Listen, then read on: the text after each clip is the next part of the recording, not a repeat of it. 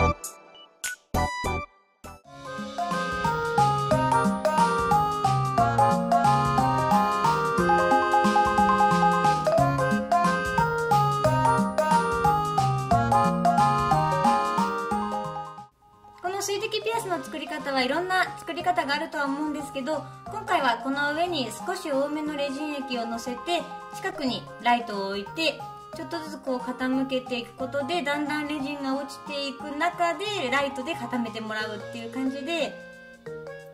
固めていきました。下にレジンは落ちても大丈夫なんですけど、必ずクリアファイルとかを置いてこう受け止めてあげるといいと思います。もっと長く滴る感じにしたければどんどん重ねていってどんどん伸ばしていくっていう感じになるんですけど、今回はこれぐらいにしてみました。もう一個の方はもうちょっと抑えめにトロンとこぼれ落ちそうな感じにしてみました。こっちはもうかなりこぼれてます。